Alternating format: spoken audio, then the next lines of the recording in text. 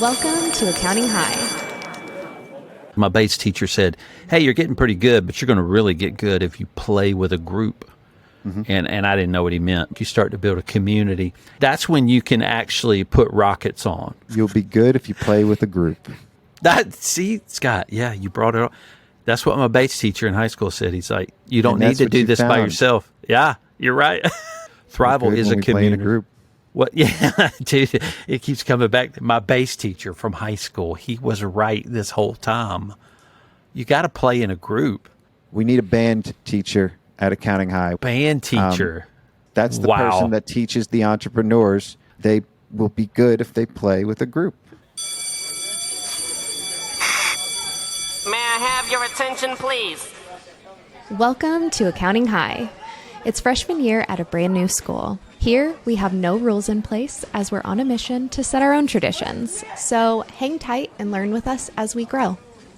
At Accounting High, you can expect to gain knowledge in a completely different way than what you may be used to, with some fun and oftentimes colorful conversations involving some of the best teachers in the accounting industry.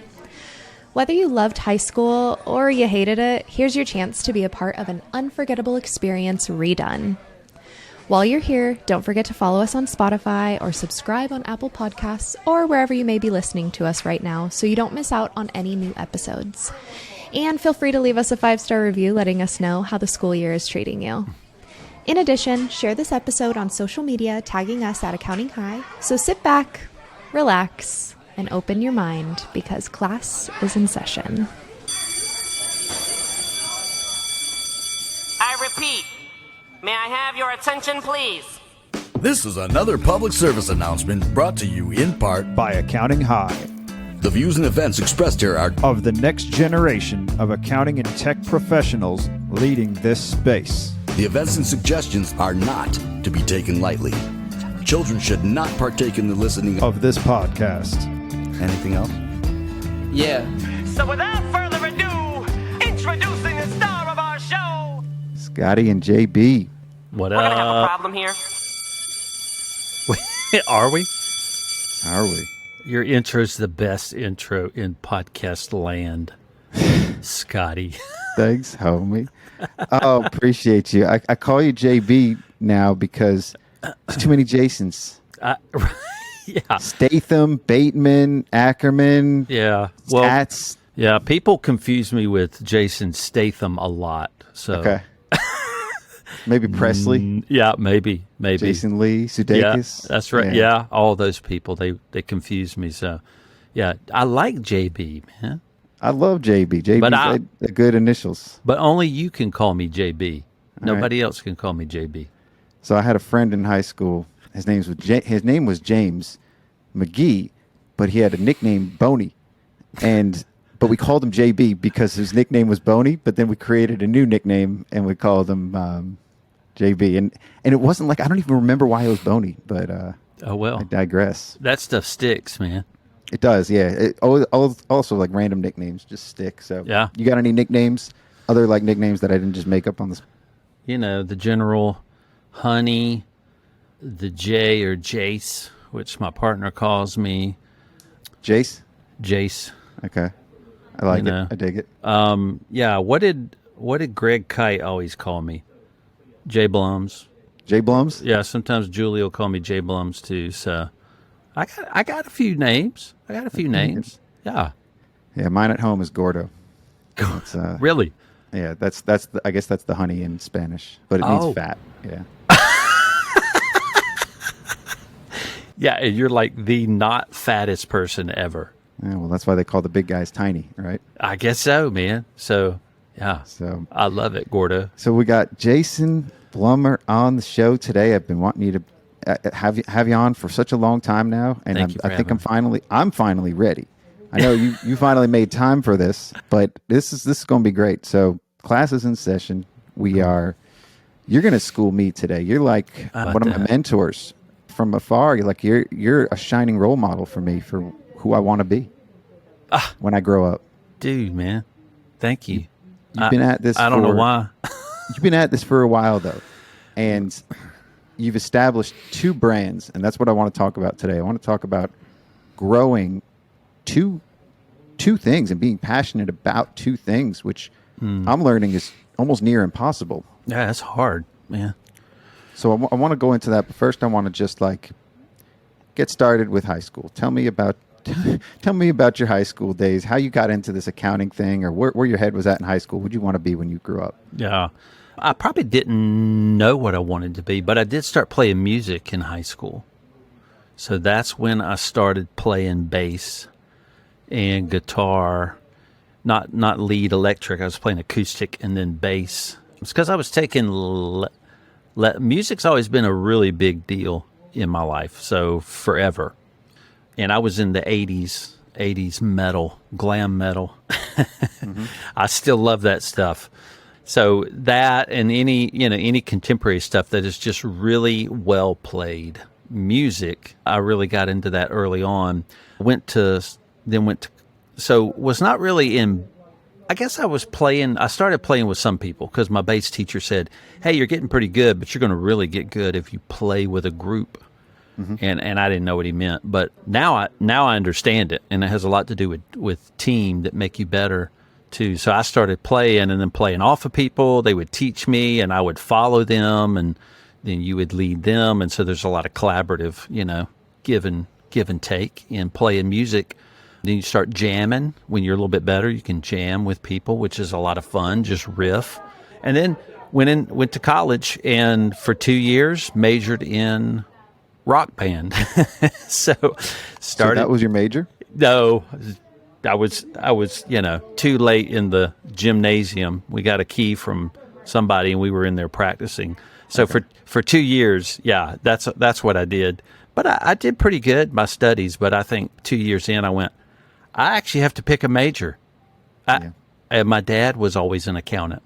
So I thought I said, I'll just be an accountant, and then went back to practice the bass and just never turned back, just became an accountant. So well, that's here we really go. Interesting. Yeah. I've got some parallels there, except your rock is my rap. And exactly. And I listened to all that rap growing up. I'm sure. All of it. And I music is a thread of life, I think. And totally. It's the soundtrack of life. It evokes emotions that you didn't know you had sometimes. Totally. There's a whole nother language there, but there's also the language of business, which is accounting. But so when you went on that, it was almost like a fallback. Was it because you knew you needed to make money? Was it because you knew you needed some kind of stable profession, or did you just give up a dream? No, I did. I probably did it because I was like, probably because I needed to make money for a family. That's probably what I was thinking.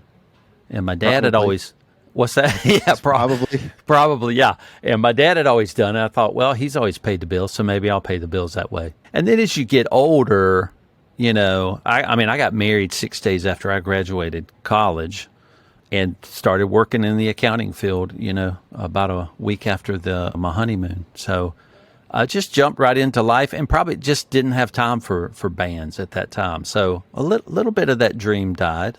But now I'm still back married? To it. Yeah, still married. Okay. Yeah, I'll be married 30 years next month.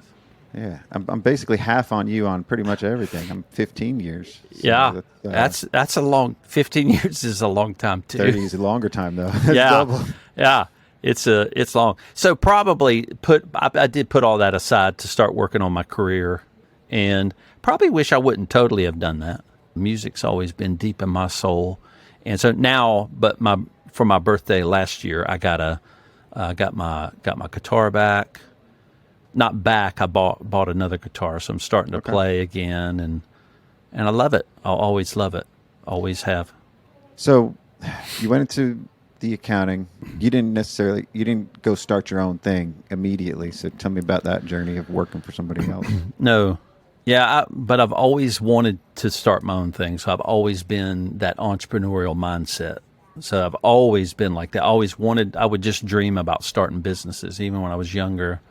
And so, but was that always parallel with the music, or was it separate? Was it like, I want to pursue music just because I love it, but I also want to start these businesses entirely separate? Because I think were they separate. Okay. Yeah, I think separate. No, that's a good question. I could have merged those, right? So if I really dove into my passion of music, I probably would have tried to turn that into a business. But I've always wanted to start a business, but I guess I felt the sense and the need to really take care of my family. So I just went all into accounting, went to private accounting as a controller, a couple of different places, and then went to a CPA firm, kind of a regional firm. They had 3 offices, not huge, but that was pretty eye-opening when I did that. Was the firm really Burkett, and Burkett? Yeah. But it's Burkett and Burkett CPAs. Brothers, all brothers. Okay. Yeah. Why didn't they just say Burkett 3 or something? Maybe they're like, if your name's going to be on there, my name's going to be on there too. And then the third brother's like... first names either, or initials, yeah. No, just Burkett, and Burkett CPAs. So I was there, and that opened up a whole new world. I'm like, wait, I can actually talk to people, influence them. Then I started selling them things, a brand new service. And when you say people, you're talking about businesses? Clients, yeah. Okay. And I was like, wow, we have, like in private accounting, you're just serving the CEO or something, producing financial statements for them every month. Same thing. Cog in the machine. Yeah, you're cog in the machine, and I can't do that. So I left. But when I went to public, I'm like, I still had a boss, but I could talk to clients, convince them. Then I started selling these services, and I'm like, wow, I'm pretty good at this. And, just like anybody with my mindset or your mindset, I tried to change things and wanted to, and then eventually I said, I got to go. I got to leave. And by that time, my dad had started his own firm because he was an accountant, and he went to get his CPA license with me when I graduated college. He went back because he regretted not having gotten his CPA license. So he went back with me, and we studied together, and that was cool. Yeah. So I did it with my dad. He beat me.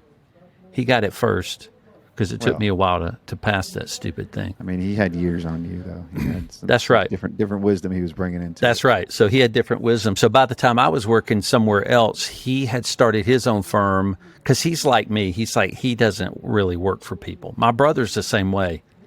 We just haven't. We've all started our own businesses. With authority? Yeah, probably. And all 3 of us have started our own businesses. Mm-hmm. That's what we've done. So, and a lot of them failed. I've started businesses that have failed. The 2 I'm running now almost failed. Bad and publicly bad. But thank God they didn't.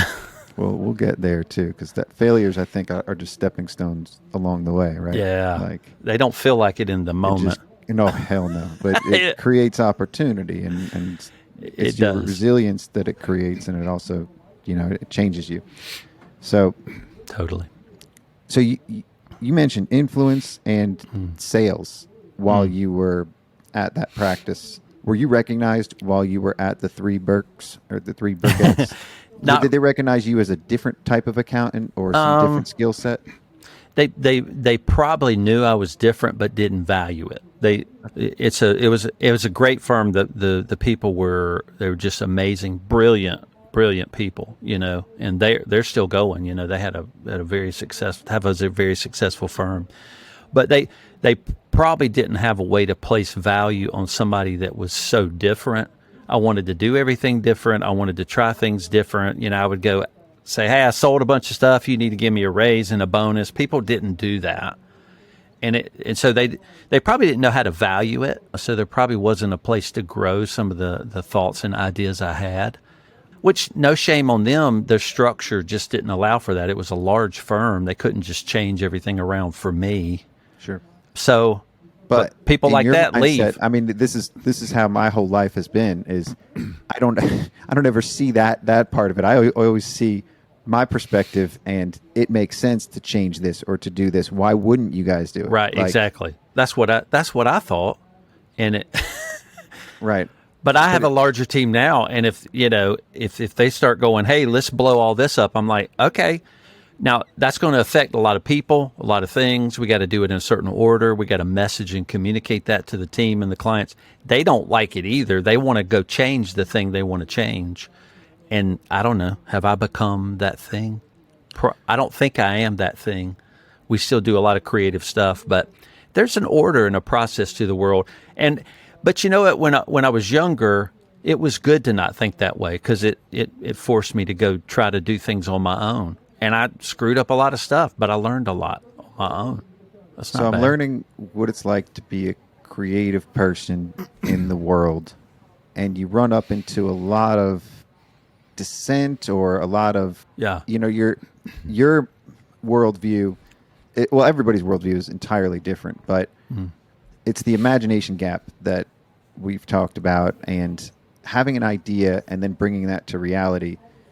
It's a difficult process sometimes for somebody. Like Very hard. I believe, like when you had the idea for, we haven't got there yet, but we're running your firm now. But when you had the idea for Thriveal, I want to hear the impetus to all of that. And while you're in the middle of growing a practice, so you had your practice. Let's keep going in the journey, but I want to give a little foreshadowing a little there. Yeah. Because this is the place I'm in, sort of right now too, and we've discussed it on your show. Yeah.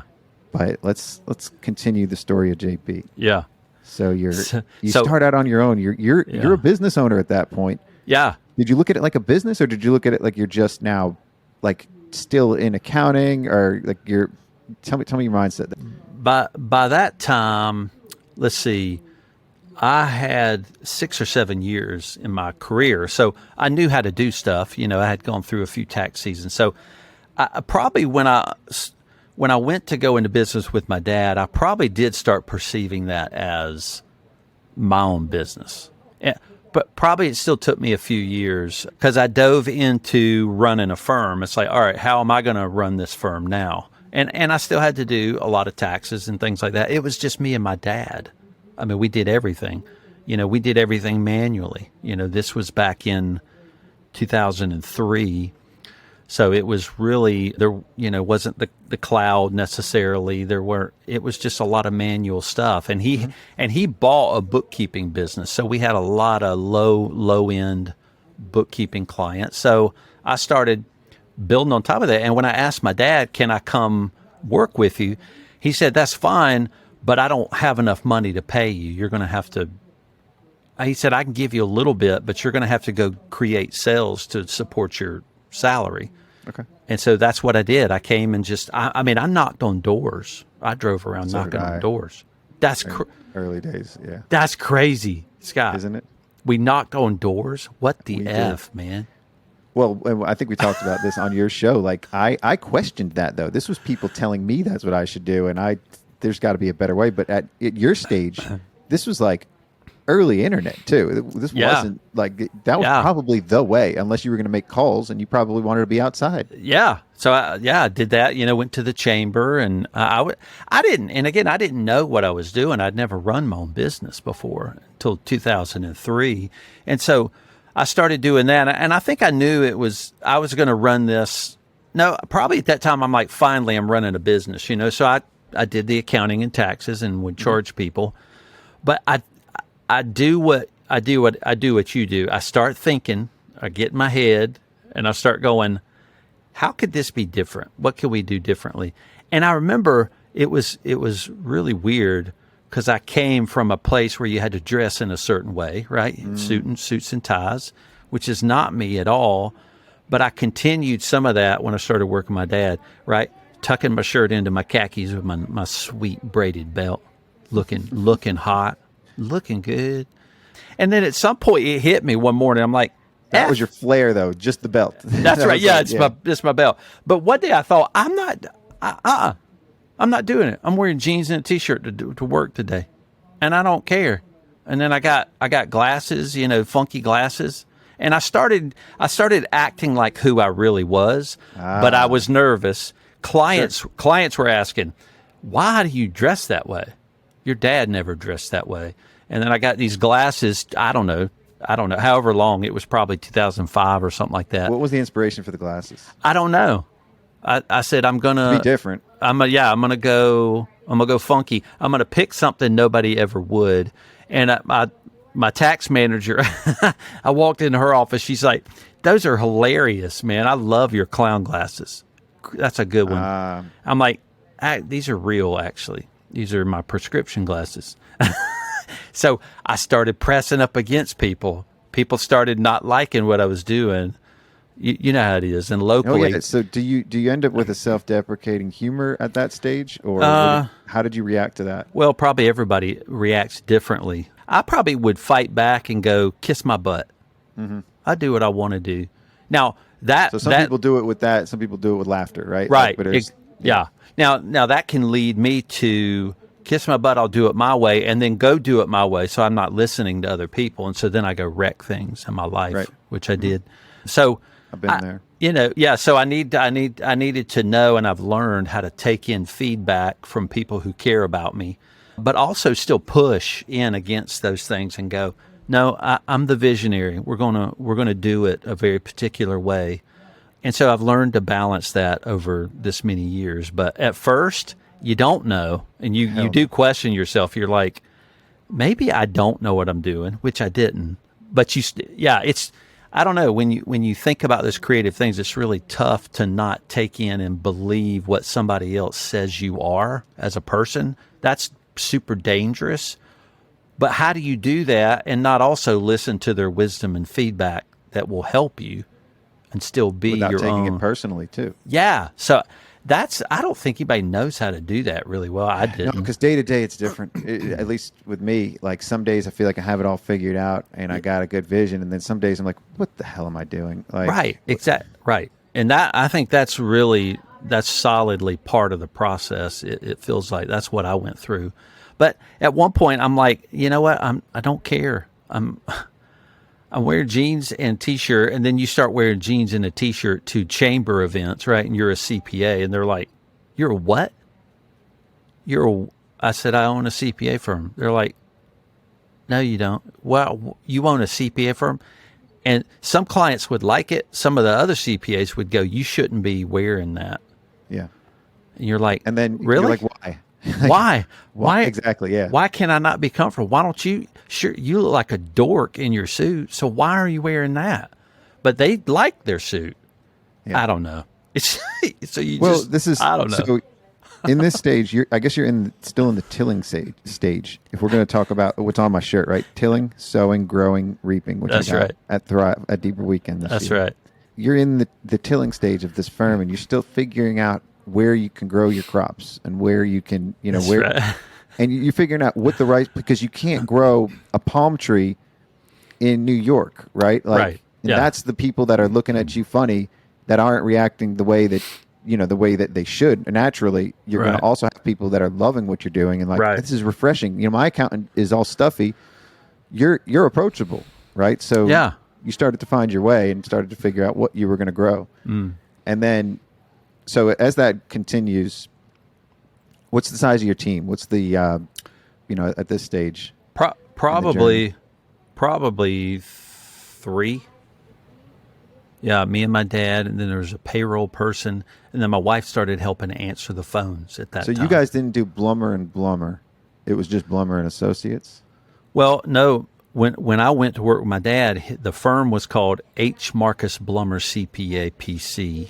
Ooh, okay. That's my dad's name, H. Marcus Blumer, Harry Marcus Blumer.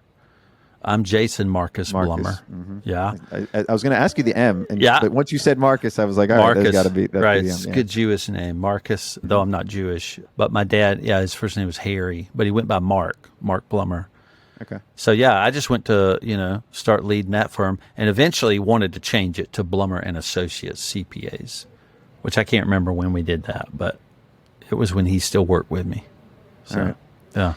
So, as you're growing this firm, what was the motivation? What was the drive at this stage? This is your baby now, or this is what you're at the sowing and growing stage. What was the dream, or what was driving you? Probably, I probably didn't know how to have a vision at that time. So I knew I wanted to work for myself. That's probably as much as I knew. I want to work for myself. I've always wanted to work for myself. I don't want to work for anybody else. The Blumers don't work well for other people. None of us have, or none of us do. So I just knew I wanted to do that.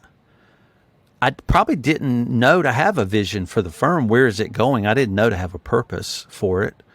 I just wanted to Did you have do any it. goals? Did you I want to hit this revenue mark, or I want to? Probably some of the things I remember changing were I want to present whatever we do. I want to present it in a very high value way. So I got a colored logo, and then I started printing all the tax filings to present to clients in colored binders.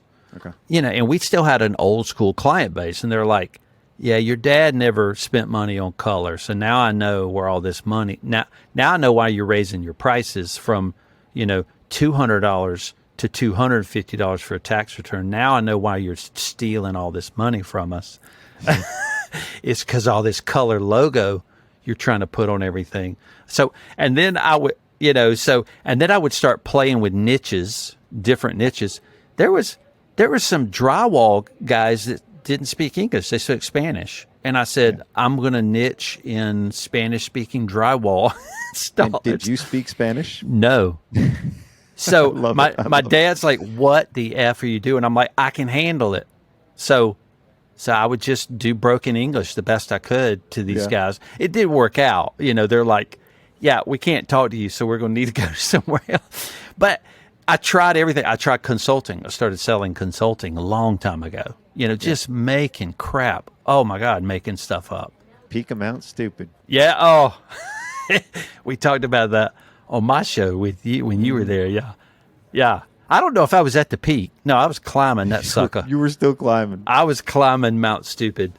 I was trying everything. Probably what I didn't have was a vision, a goal, some light that I was going for. I didn't have that. No North Star. No North Star. So I was just building stuff. So you were going without a guide, so you could have been going in circles. There was nobody of the trees telling you which direction to go. No. That's not smart. Well, we have to do that. I think in the beginning, a lot of us, that's the only way we can find our way is by going every which way, every direction. Yeah, so, we're circling around in the forest, kind of retracing Circle our the drain, step. but you keep getting... See, somehow you keep crossing that same spot, knowing that you want to go down that lane. Like in this circle that you're going on, each path leads to a different direction, and you stay in because it's almost like you don't know you should leave or you don't know you can leave. Right.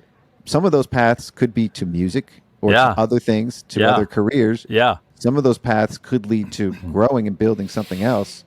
So at what point when you've got a firm that's, I would assume at this point it's profitable, it's growing, you're finding your way, you're doing consulting, you're doing different things, you're probably not happy with it, or you're frustrated with where it's at because you want it to be somewhere else. Because every time your current state, there's always this, for creative people like us, there's always this future state that we see, but we're not there yet. Right. And we're always trying to get there. And that's what our teams get frustrated by that. Right. We get frustrated by that, I think, too.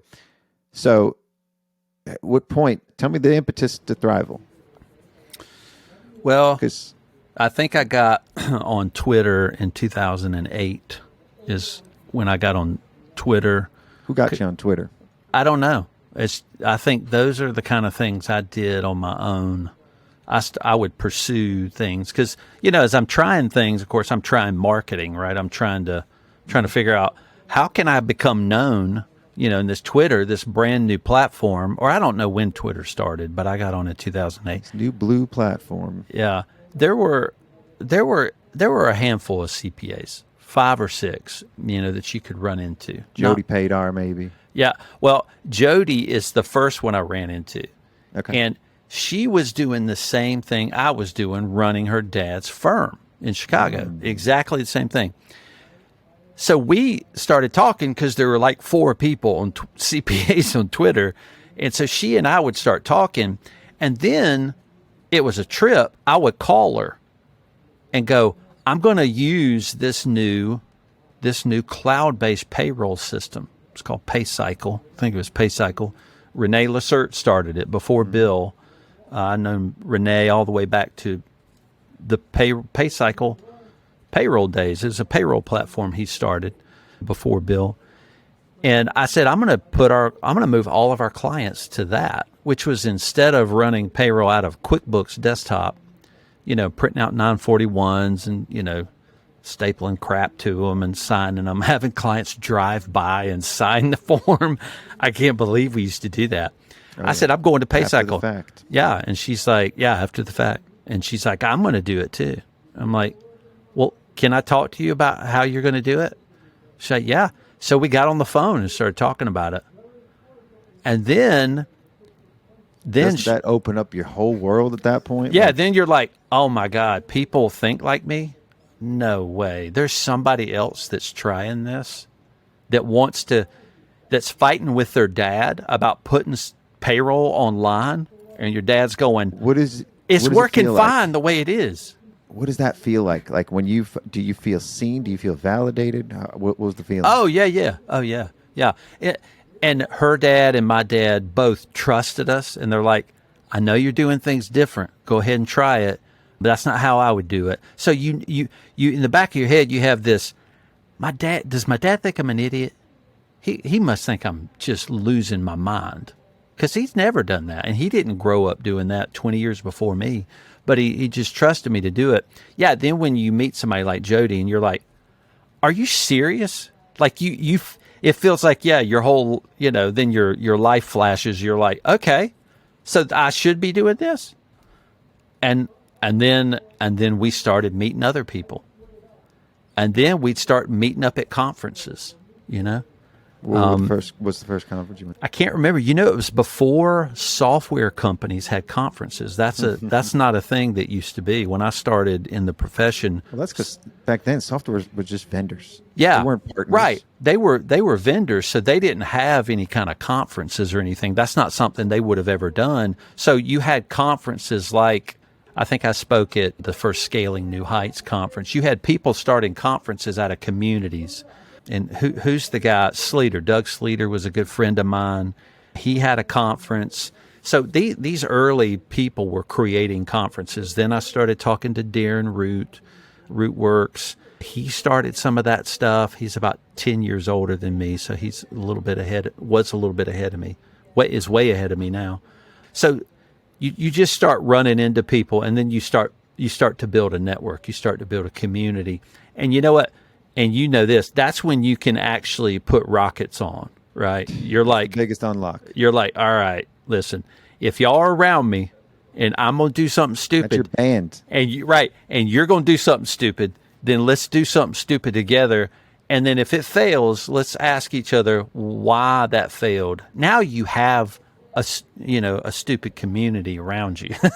You'll be good if you play with a group.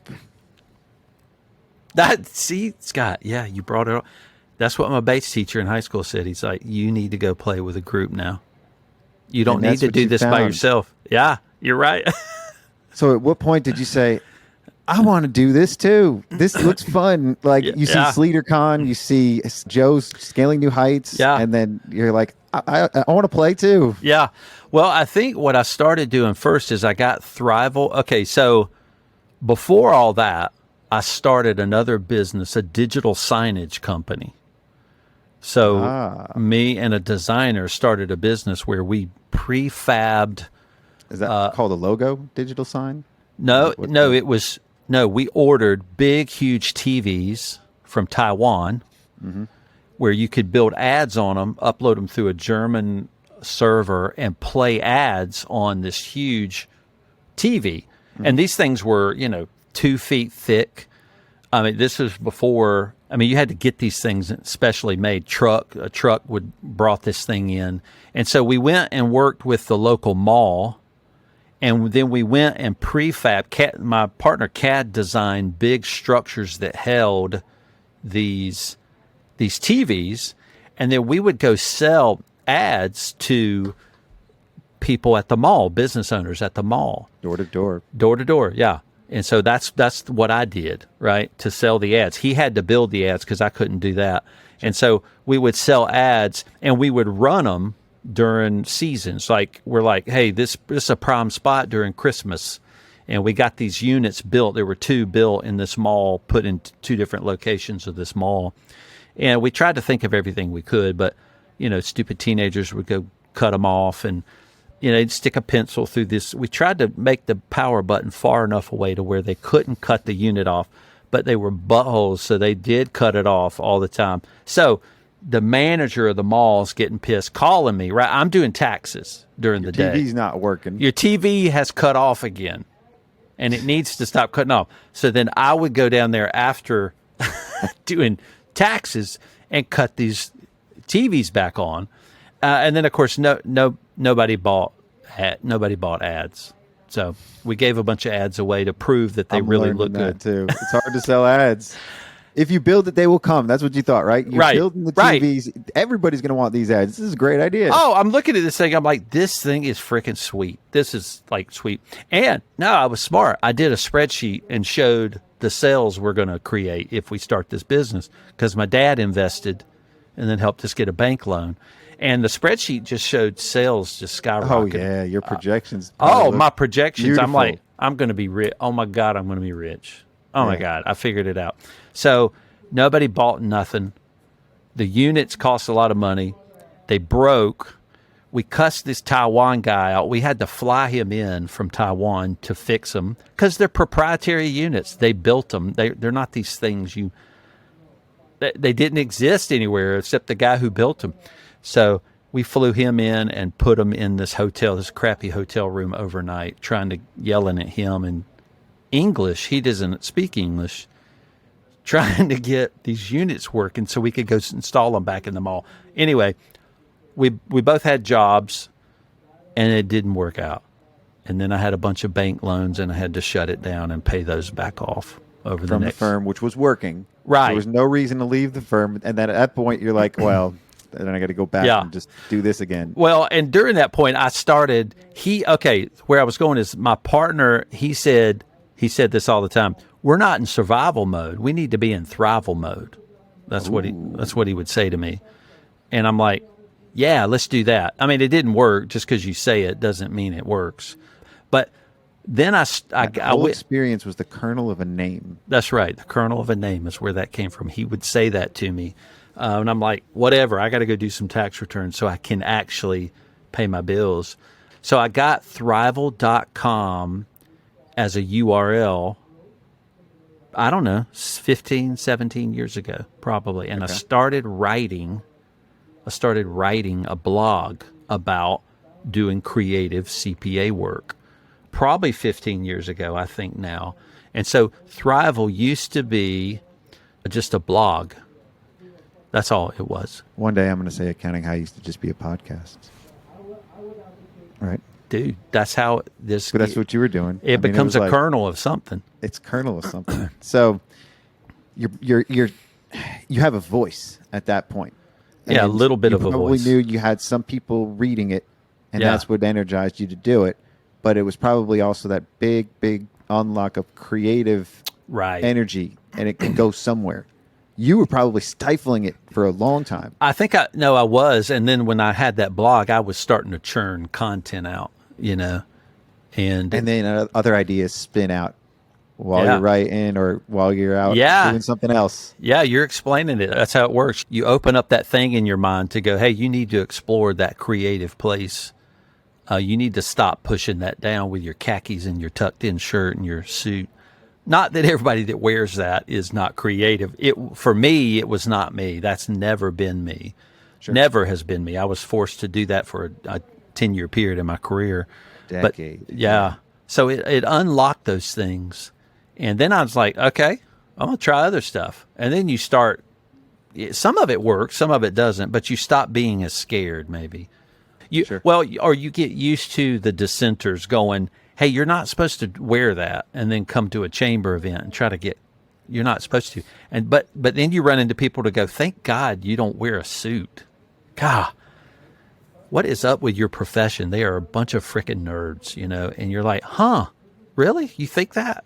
Because people are telling me that's not true. And so you start getting these validations, and then eventually it leads you to go, you know what? It doesn't need to be anymore about what other people think. It's got to be, I got to go ahead and lean in to who I am, what I'm meant to do. And, Thriveal had been around for a few years. And by that time, I was meeting a lot of people. And we were going to conferences and meeting each other. And by that, I said, we've got to be together more. We got to formalize this. And I How'd launched you meet Greg? I met him at one of Ron Baker's earliest VeraSage events. So Ron Baker leads a think tank called VeraSage, and they would have some events early on. And Ron Baker knew Greg, and Ron Baker knew me because I had read Ron Baker's book, and that's when I just deleted the time and billing system, probably 12 years ago from our firm. I said, I'm not doing that anymore. I don't know what I'm going to do, but I'm not tracking time. So I deleted it, which didn't go well. But nothing goes well when you just delete crap off of a computer. Well, Ron's a big idea guy, and he's introducing big ideas to a profession that doesn't, we don't need to go there because we've gone there, but you're experimenting at that stage too. When you deleted time, it's a big experiment at that stage. Yeah, for sure. But I went to that VeraSage event, and I'd already read Ron's book and knew. I think I had met Ron at a conference or something like that, and so a lot of changes came out of reading his stuff. And then so he invites me to his VeraSage event, which was pretty cool because he was inviting, some big thinkers. So now I'm there with a bunch of people and they think way past me. Oh my God, they're 10, 15 years past me thinking about stuff. Was it inspiring or was it? Oh yeah. Yeah. It was inspiring. So I'm there in the room with them thinking about new things. And then Greg was there. I'd never met him before. And I think Ron set us up on a blind date or something. And I think Ron refers to both of you guys a lot. Like, when we're talking. Yeah. I think he told me this story, but Ron knew Greg. He said, "Hey, this guy Jason," because they were going to go out. They were going to go on some $250 dinner that night. Some have wine in some cave or something. I said, "Too rich for my blood. I'm out, bro. No, I'm good. So I'm not going tonight." Because that was what I couldn't afford that. But Greg wasn't going to go either, or for something. And then Ron said, "Well, why don't you hang out with Jason?" And Greg's like, "F that! I don't know him. I'm not going to hang out with him." I think he dissed me, so he didn't show up or something. I can't remember. Maybe we did go out with somebody else. But I saw him do a little stand-up bit because Ron had him do some stand-up on, I think, Simon Sinek's Start With Why. I think that's funny. Yeah, Ron was bashing on Simon last time. Was he? Oh, well, not really, but kind of. Yeah. But so he had Greg bash on him. But by that point, I'm like, you know what? I'm going to start a podcast. And there was one or two main podcasts in the profession, in the accounting profession by that time. And I said, I'm going to start a podcast. And that was about 2008. I said, I'm going to start a podcast. And then going to that VeraSage event, then I met Greg and I said, "Hey, I think I need a co-host to really do this right. Would you be my co-host on the podcast?" And he says somebody had just asked him to be a co-host on their podcast, and he told them no, and then he told me yes. And now Greg was my co-host for a decade on the Thrivecast, our show. And so he flew in live to where I live, and we did the last show together live in our in studio. Did you guys always record it live, or did you always? No, it was always like we're recording now. But that last one, he recorded live with me in the studio, and I think we told a lot of these stories. So that show is, and I think that might have been the first one we put on YouTube, and now they've all been on YouTube since that, which was a couple years ago, maybe going on now. Okay. So we're in our 13th year of the Thrivecast podcast, I think. It started, summer 2011. So Ron set you guys up. It was, when you said, "I want to start a podcast," what was the pitch? Or how did you, because you didn't have Thriveal at that point as a community. They did start at the same time. Oh, okay. So Thriveal started November 2010. And so when I launched it with a video, I put a video on a Blogspot page or something where you could sign up to come to a meeting online and to hear the announcement of that I'm going to start a community. And communities were not a thing really. Some they're people still not really a thing. Like they are, but right. And now they're gaining in how valuable It Yeah. is. And that's what Accounting High is. It's like, hey, we need to be together. Like-minded people doing this same thing. We all need to be together. We actually need each other. We don't need to be doing this alone. And that's always been our pitch to people in Thriveal. Thriveal Good is when a we play in community. a group. What? Yeah, dude, it keeps coming back. My bass teacher from high school, he was right this whole time. You got to play in a group. That's when you let other people lead sometimes. That's when you lead them. Sometimes they'll look to you in a moment and say, hey, take this one. All that stuff. Yeah, music has a lot of similarities to entrepreneurship. Yeah, well, I love it because That's cool. I always use the language part of it because it's its own language, and a lot of it is based on math and accounting too.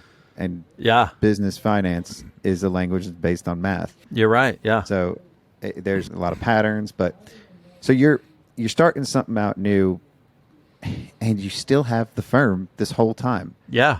Were you struggling to balance everything at that point? And I don't like this word balance. We've talked about this on the show too, but Yeah. At that point, like, were you trying to balance it, or were you just like neglecting? I don't know. Okay. Well, I mean, we can get there, but it got really bad. I mean, it got really bad. I think when I started Thriveal, the firm was still okay. It was still okay. Everything's fine. But I just couldn't help but start something new. I had to start something new. Yeah. I mean, But was it for the firm? Was your motivation for the firm, or was it because it was for every other accountant? Well, it was for me. I said, I need people to run this firm with. I just did it for a couple years with people, a little while. And we just talk on the phone sometimes. And we need to formalize being together. We need to be together. And they agreed. They're like, yeah, I agree. By that time, we'd met a group of people, 15, 20 people. And they were younger like me, going, yeah, we totally need to do this together. I want to run my firm different than my dad did too, or my mom, or whatever. And so I needed people to be with me. The community was free. I didn't know anything about building a community business. That's not why I did it. I said, we need to be together. We're going to meet regularly. I'll bring the agenda. Let's talk about, the things we're going to do together.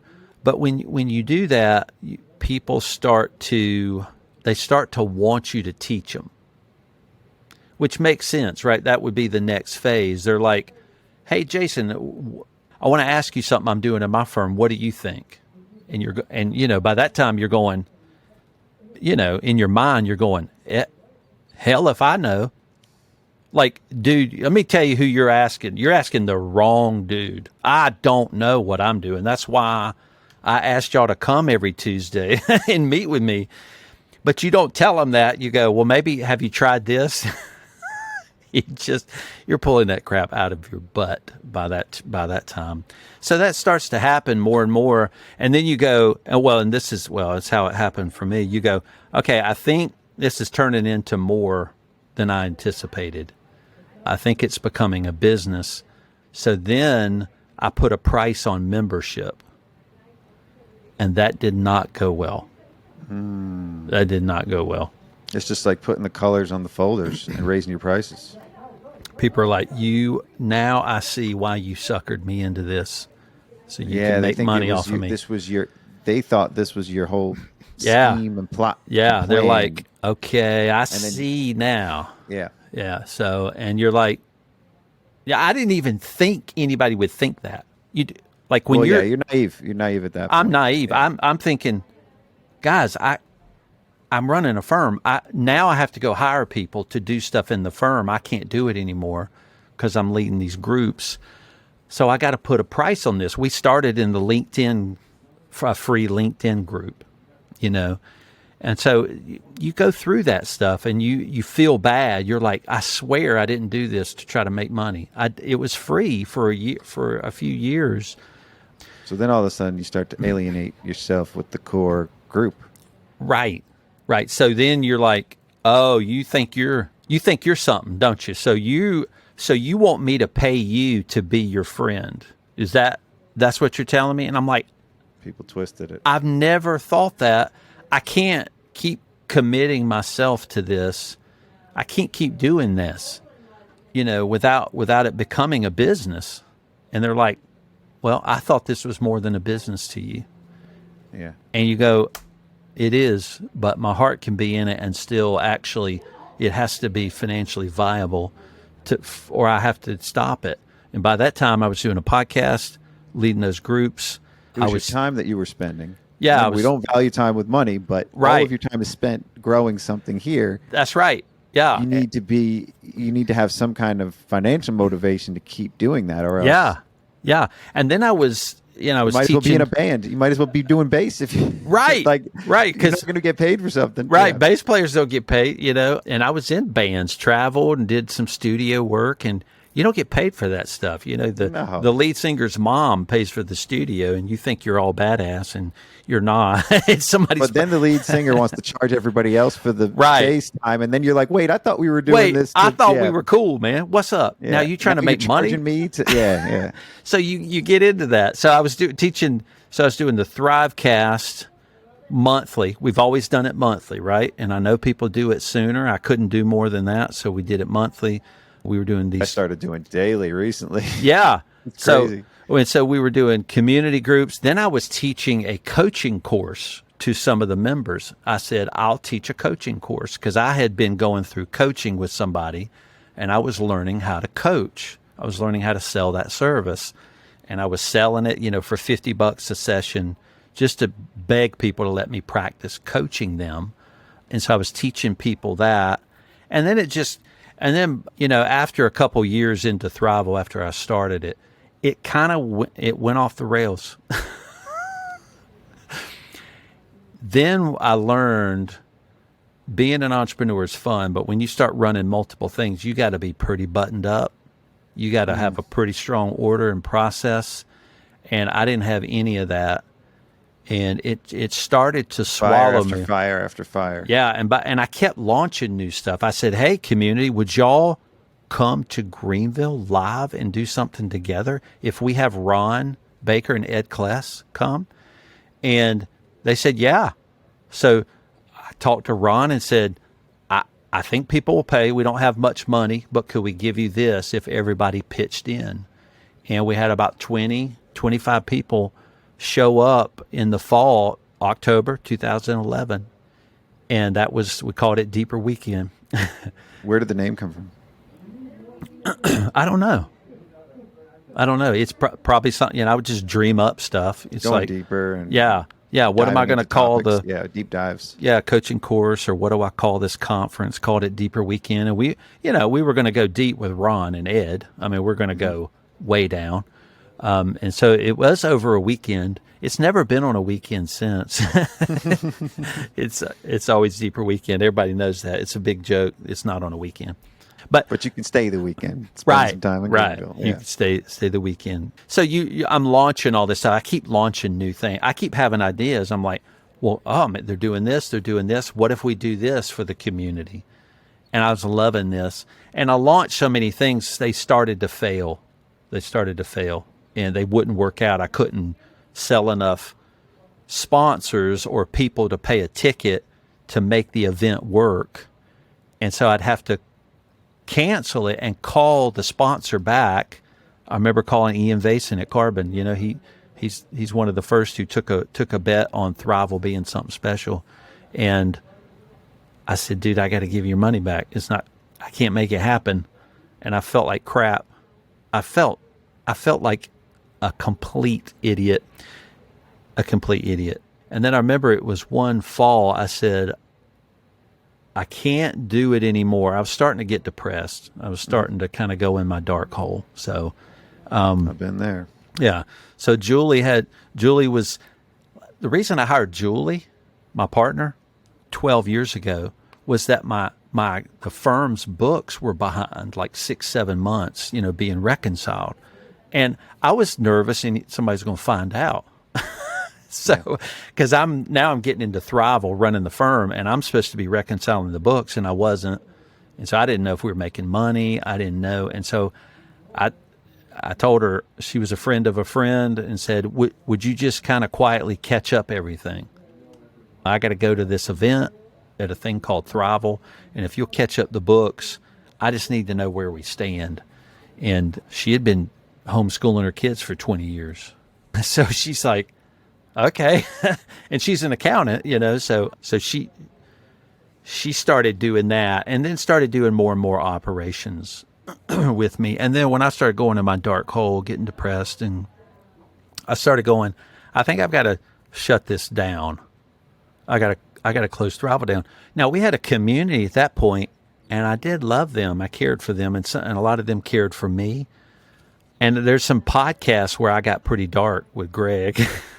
Oh, I've been there too. Yeah, I'm on the podcast, right? Everybody's I've done that. Yeah, it's like, yeah. Oh my God. And people are, I get off a podcast, they hear it, they're calling me on my cell phone going, "Are you okay, man? Yep. What is wrong?"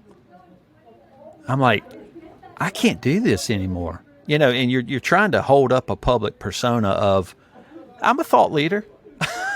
Yeah, I'm cool. Whatever that means. Yeah. I'm running a firm, leading Thriveal, and inside you're like, I will leave all of this tomorrow if one more thing happens. I mean, I'm out.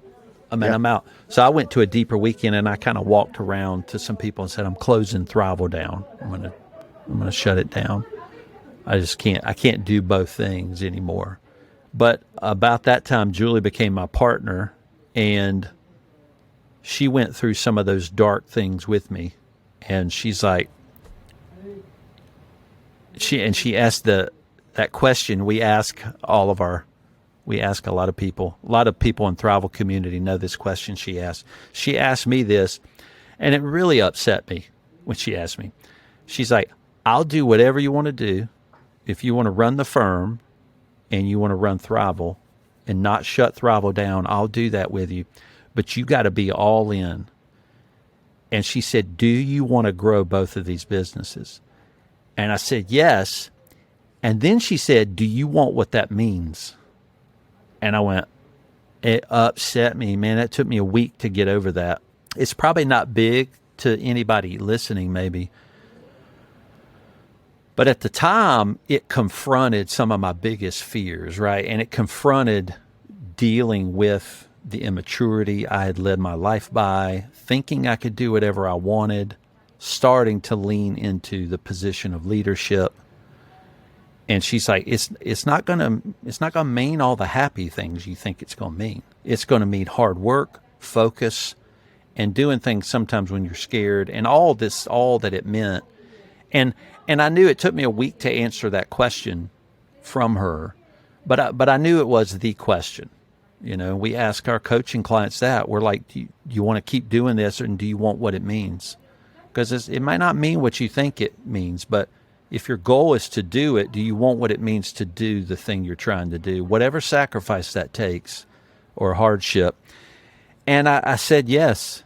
Yeah, I said, okay, if you'll help me structure things, order things, because most entrepreneurs are very chaotic. They're very disorganized people generally. That's all of our clients are entrepreneurs, and they need a lot of structure. They fight structure. Oh my God. Oh yeah. So bad. They just, to their own detriment a lot of times. So I leaned into a lot of what structuring a larger company would require of me. And I stepped into the role. It's hard. Oh, yeah. Yeah, I fought it. I'm doing and so from my experience, and I can relate to this fully, and I would think a lot of our listeners could too, because at any stage when you decide to go all in on something, it means sacrificing something else that's important to you. Yeah. The whole reason that you haven't sacrificed that is because you think you can do it all, and you think you've got a handle on it in the moment, but then you lose that grasp because there's no strong foundation for anything. There's all ideas. It's all vaporware in the early stages. Well, when did you realize that? So I had that same conversation with our front office lady, and she basically told me, like, you're going to have to get in your email. Like, I have been telling everybody I don't email. I don't use my email, and I still don't really. I'm not on Slack. I got no inputs anymore, so I'm able to do the things that I want to do. And that's the problem, though, is I was in control of everything I was doing and I had nobody to tell me what to focus on or what to prioritize. I just did what I wanted, and then the other stuff. That's what I did. Yeah. So she told you that. She said what?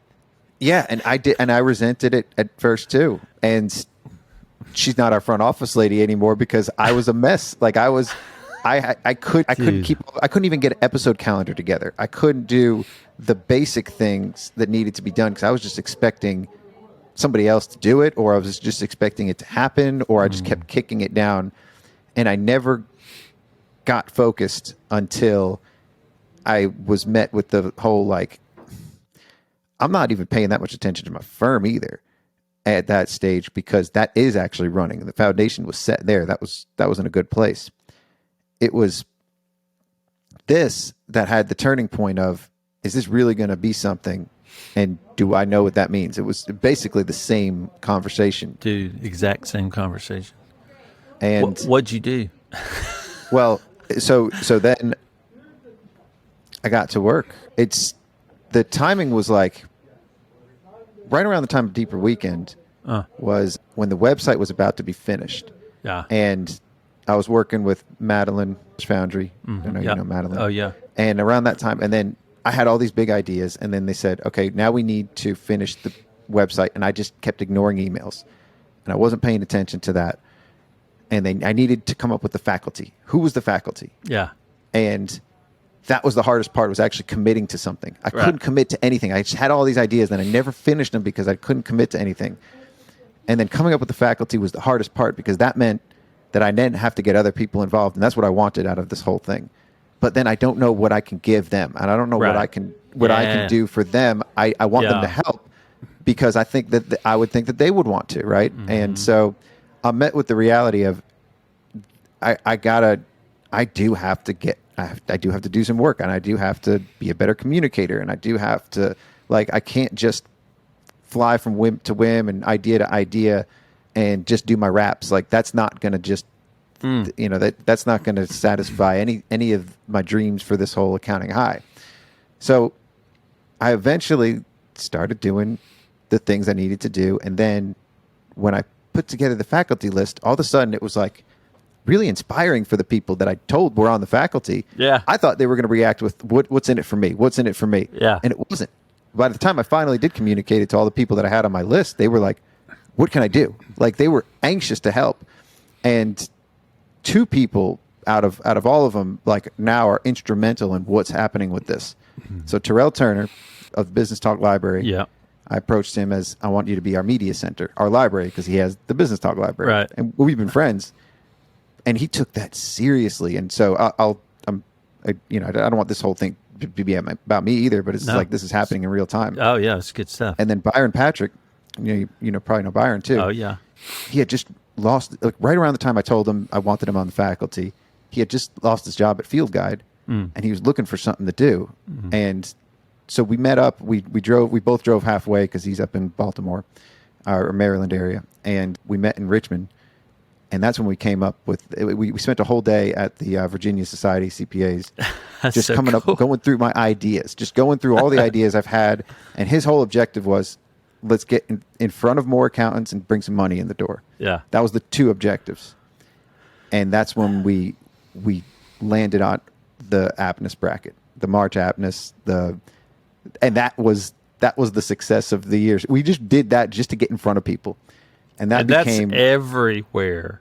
Oh my God. He put the whole thing on his back though. Like, I had the idea, wow. all the idea was formulated in my head, but I couldn't do any of that work.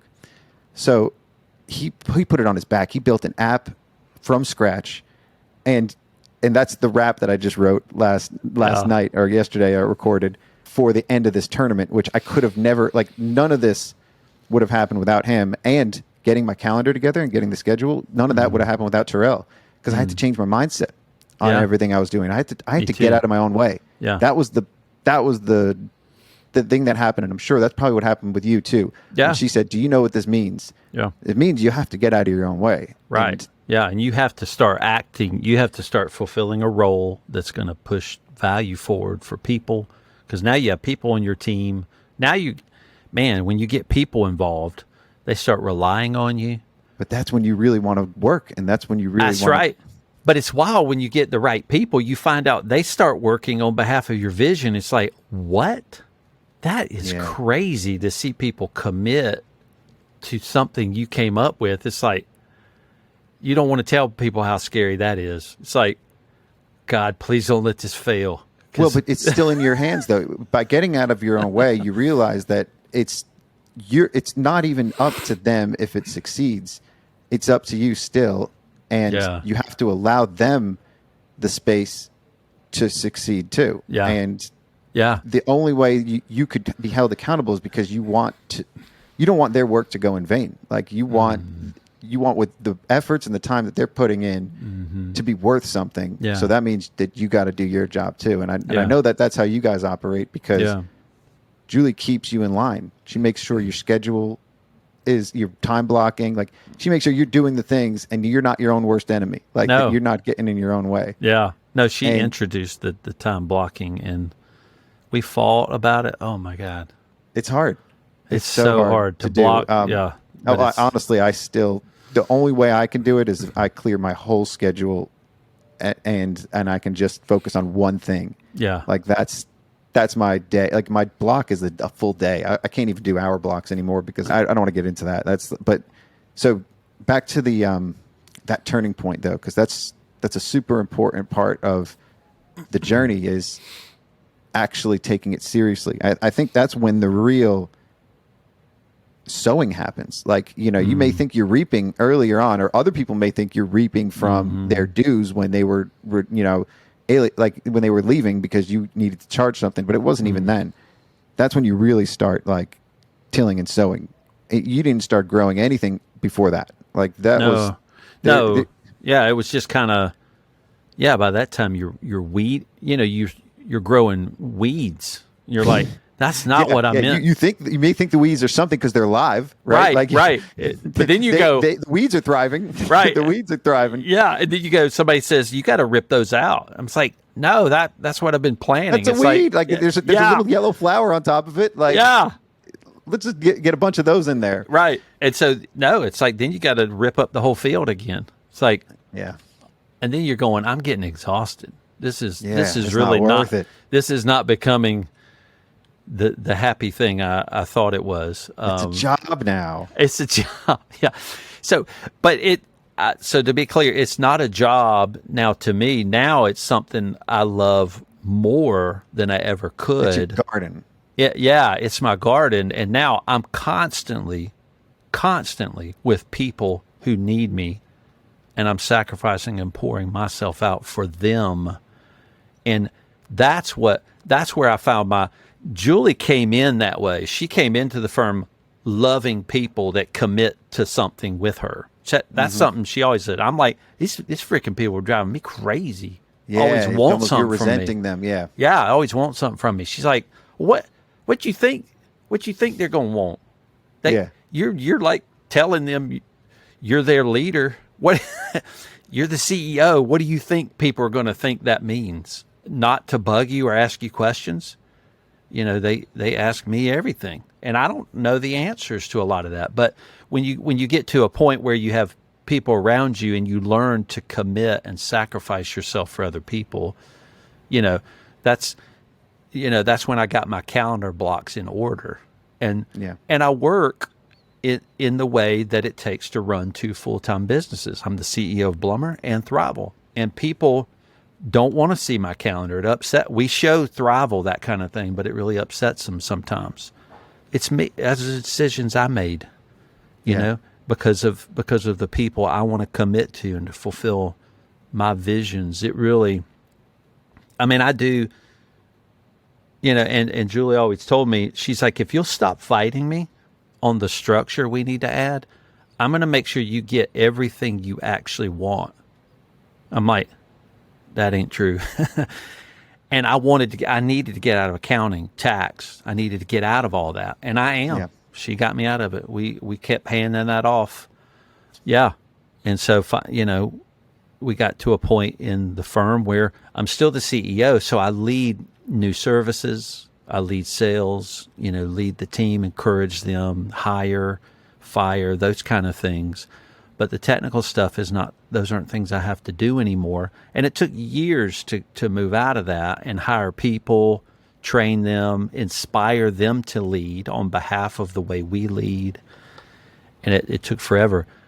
And so I could do that. And now we can learn a lot in the firm and turn it into a quarterly masterclass where we teach Thriveal. They know when we do our quarterly masterclasses or our monthly community groups, we're going to be teaching them stuff we just messed up last week.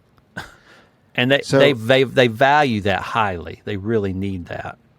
So at the beginning, I wanted to talk about growing two things. And I think where you ended up was explaining to me that it's not two things. It's still just one. They're interwoven. It's the same garden, just different crops. Yeah. For you. Yeah.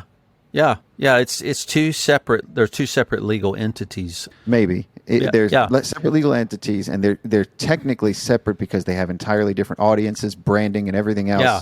But it's like if you have livestock and crops. Yeah. One is your livestock, one is your crops. Yeah. And we're both alive. Yeah, and we're doing both of them at the same time. Yeah. They could be thriving. Like they both almost failed though. They both went through a drought. Yeah. And they almost died out. Yeah. You know, you might have been on your last calf and your last cabbage or whatever you're growing. I don't know what the hell you're growing. Well, but you know what's hard to continue that analogy as the farmer to look in the mirror and go, you're the problem. Well, of course, because you're going to blame the weather. You're going to blame the feed. You're going to, Right. And you're, a farmer friend is telling you, hey, you're a farmer. Farmers get up at 4 a.m. I don't know what to tell you. Do you want to be a farmer? If you want to be a farmer, you have to get up at 4 a.m. I don't know what to tell you. I don't care if you like it. I don't care if you fight it, if you resent it. Farmers get up early. So you start to, and she's always been that kind. She really cares about the people in her life. She is completely truthful and honest with them. She's not gonna blow smoke up anybody's butt that's in a relationship with her. It's like you're the one who chose being a farmer. That was your choice. You did it.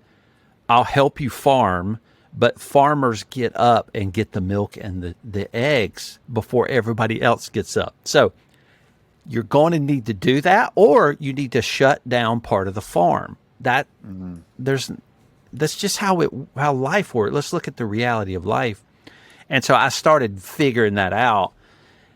Yeah, and then it's like it is all together. We're always doing Blumer and Thriveal, all in the same day, all the time.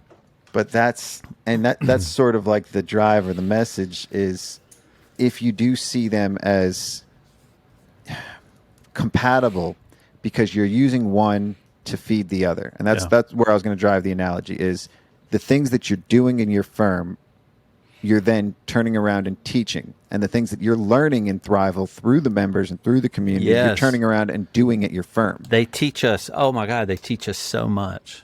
They interweave like your belt, like that woven belt, braid. And it's all just one braid. Yeah. That's right. And what we're talking about is, we shared this at Deeper Weekend last year, which is really the entrepreneurial principles that Julie and I love to talk about with our members. Can you show your shirt? That's a Thriveal shirt. So, yeah. I have to move my chain. So tilling this is the entrepreneurial journey. Tilling, and then sowing, and then growing, and then reaping. Yeah. And they come in order, right? So it's a sowing, reaping principle. But then they circle back. It's a circle. Too. Right. And if you're always tending and caring for those 4 phases in entrepreneurship, you learn quickly what's working, what's not, and you can actually pull weeds appropriately. You can plant in appropriate seasons. You can rest when you're supposed to.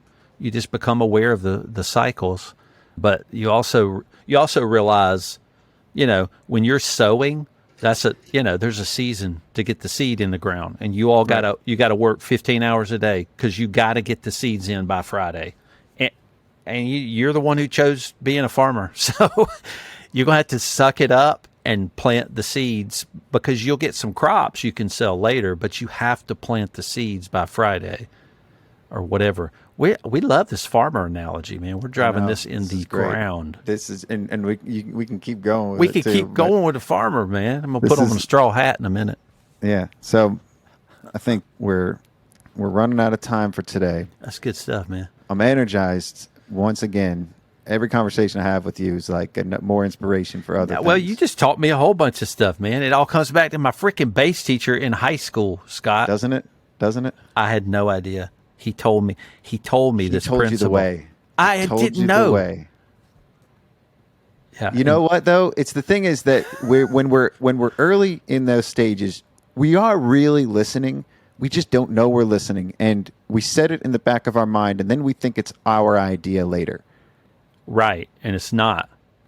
No, we just had to listen in the first place. But it Right. takes somebody repeatedly. It almost takes like you having to fully understand that to where to attribute ideas to sometimes too, because sometimes I think I came up with something, but really it was just something locked in my subconscious that filtered its way back up to the top. Yeah.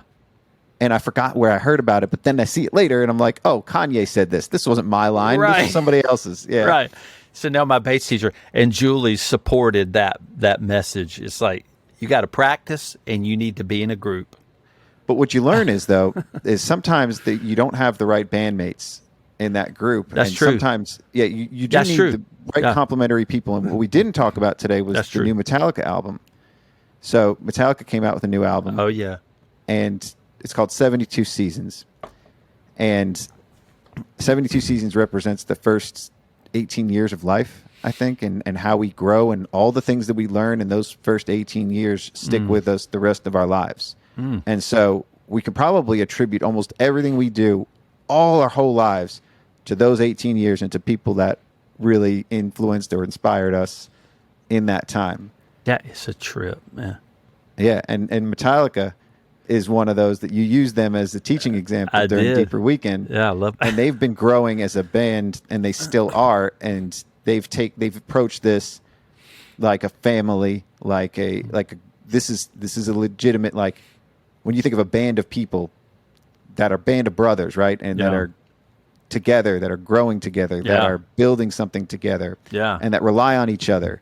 You know, they took that really seriously, and they could have broken up several times. They Yeah. went through Yeah. struggles along the way, but they had strong leadership, and they had a strong foundation, and they had strong why they were doing it. Yeah. And I think that's A that commitment. goes without Yeah. saying that it's the same thing with you, with Thriveal, and with Blumer. Yeah, yeah, and those have all been through dark periods, and Julie walked through those with me, and she stuck out through some of the darkest places. Yeah, walk through the valley, and then can support you on the other side. You know, and it's you don't always find Sandman. Yeah, you don't always find people like that, but she doesn't like the limelight. She doesn't like to talk in front of people. So, What's your favorite Metallica song? Oh God, probably from the Garage album. I love the Garage Incorporated. It's my favorite. Probably all of that. That was raw. I think that's after Cliff Burton died. Their bassist, who they love. That was the first album that Jason Newsted came on as the bass player. So Jason playing bass, you probably identified with that, and you said, "This could have been me." Right? Yeah, maybe that could This have been could me. have been me. That could have been me playing. So you're listening to that album thinking, "This is me." yeah, I there. could have done this, man. Well, that's how I feel when I see some rappers these days. I'm like, man, that could be me right now. Like, but at the same time, it's like you can understand the motivations behind everything you do when you see other people doing it too. Yeah. And when you see other people doing the same thing. So like the way you were using rock as an example and the way you were incorporating the things that you love into this is a form of entertainment too. And for you, it energizes you because these are the things you love already. So immediately when I saw you doing that, I wrote down on the book that's right next to me, like, Jason's rock is Scott's rap. Like 80s rock is Scott's 90s rap. Yeah. Like, and I've been using it to a different degree. I've been actually doing it because that was my biggest fear too, was performing and being rejected. Like everybody has the fear of rejection. Oh man. But Totally. I always just kept using the excuse of I didn't pursue this at that age, so it's too late. That's what I always kept saying. That's not true at all. Well, we know this now, but you know, that was what kept going on in my head. Like, I can never really make this my thing because I've already committed to something else, or I'm already doing this, or I already, like, you know, like I can't pursue that dream. But that's BS. Like, right. You just need somebody to ask you, do you want what it means to pursue all of it? I know what it means now. It means a lot. And you know, staying up till 2 a.m. writing a rap that I did yesterday. Right. Yeah. And people don't. Not everybody on Twitter sees the sausage being made. Right. They go to your webinar and they're like, it's like, no, I'm here on Saturdays working. You know, I'm doing 8-10 hours of content a week. They didn't hear the demo takes. They don't hear versions of this. Yeah. And so now I'm here at work on Saturdays alone, which is my favorite day of the week, which, you know, Julie helped. Nobody's bothering you. Right. Help craft. And that's where I get creative and produce and write and make up new tools that we teach, that we use to help people run firms better, and that we use. And all of that, it came through the hardest, but I've committed to it. I've accepted what my role is. And now that I'm out of my own way, I can love people now. I can love serving them and going, you know, they're using some of the things, and they don't all say thank you. Some of them do, but I don't do it for a thank you. You know, I do it to serve entrepreneurs, and that's mine and Julie's goal. You know, entrepreneurs need a lot of care. Some of them don't even know it. So we're here on this earth to care for entrepreneurs in our firm and in Thriveal. So that's what we do. Thriveal is for firm entrepreneurs. We're not for accountants. We're for entrepreneurs who happen to run a firm. That's really who all of our education is entrepreneurship. It's not, we don't teach tax, accounting, technology. That's Accounting High. There are other great. You're speaking my language. Yeah. So it's just, and then in our firm, we don't serve individuals. We serve entrepreneurial business. We want entrepreneurs in our life. They are messy people. They need help.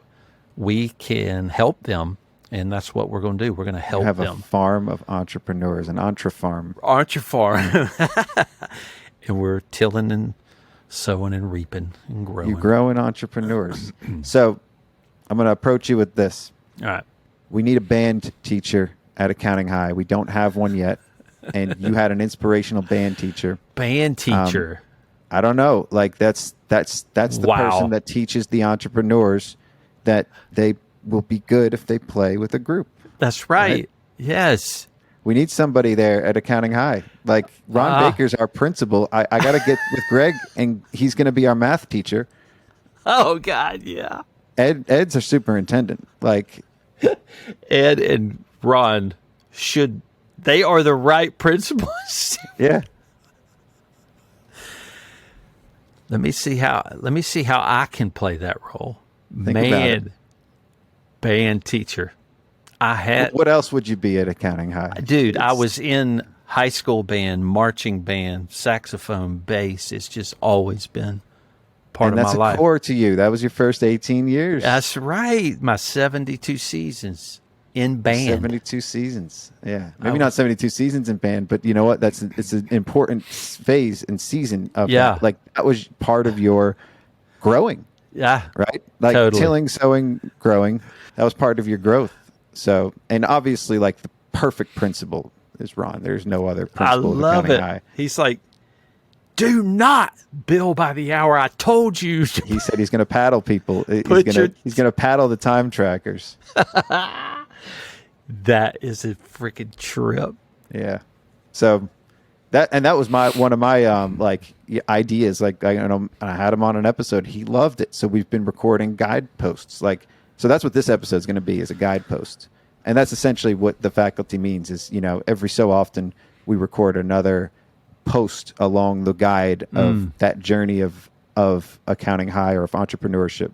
So the whole end game of this is it is just 4 years. I'm just doing it for 4 years, building up everything I can for 4 years, and then it time capsules, and then we move on. Wow, dude. Going to college, man. Yeah, Accounting U after that. Scott, your vision is bigger than people realize. You've already.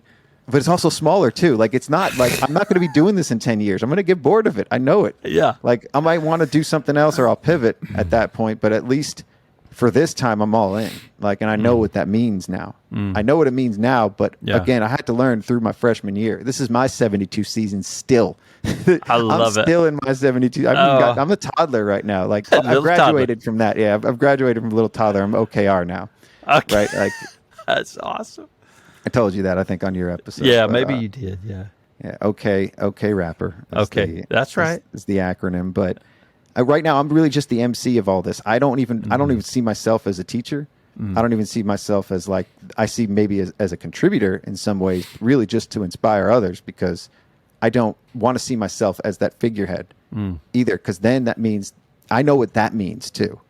I know that means people are going to point to me and try to knock me down. I know that some people are going to try to dissent, or some people are, and it still will inspire people, but it also means that there's a level of expectation that I have to show up, and I can't just be fun all the time. Yeah. If I have to be the one teacher. So if I can help facilitate all of it, it still means a lot of work, and it still does mean that I might be inspiring people, or people will look to me, but they're not going to hold me to anything, because I don't have any prescriptive ways of teaching. Like, I don't have, this is the way. You do. You do have good prescriptive ways of teaching, and I think that's important that's why I'm building out faculty, because everybody's got their prescriptive way, and there is no one way.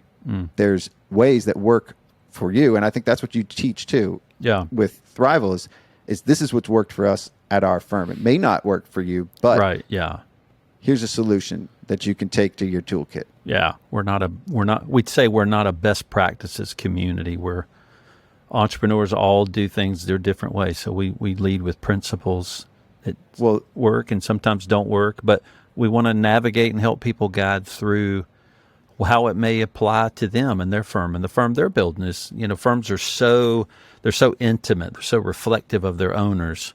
It's a practice playlist. Yeah. It's the best of. Yeah. It's the best of practices, right? Right. And then you go. The greatest hits. Yeah. Practice's greatest hits. Yeah. I don't know. Scott, you've been teaching me today, so I think you might be a teacher. You're part of the faculty. I don't see myself as that, though, and that's probably important for my growth, because I got an ego that gets in the way, and I get my own way, too. So if I don't see myself as that, then maybe it's easier for me.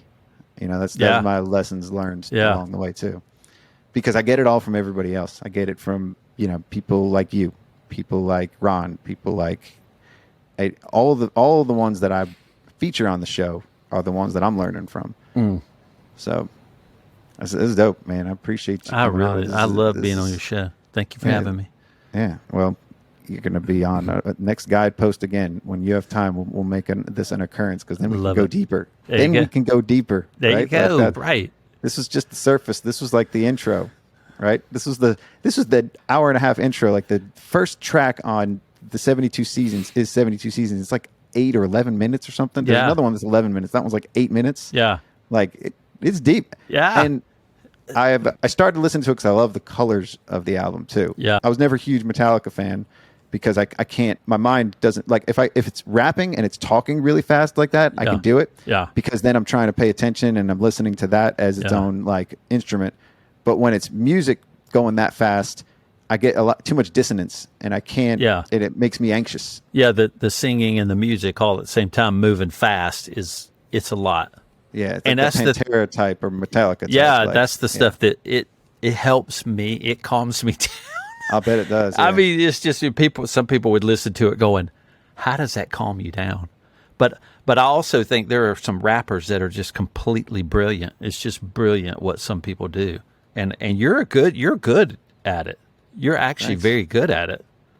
Appreciate that. Yeah. I still don't see it like that. Like, to me, I still think I got a long, long ways to go. Yeah. But I'm learning from the best teachers. Yeah. So I love it.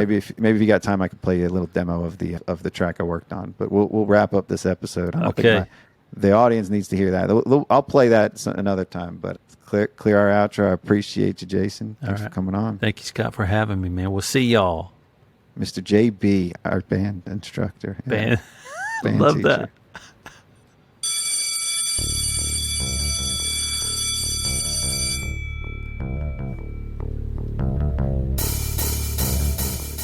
Come on. If you want me to speed this up, I'll do a Metallica remix. Oh, yeah. It's the best outro music around.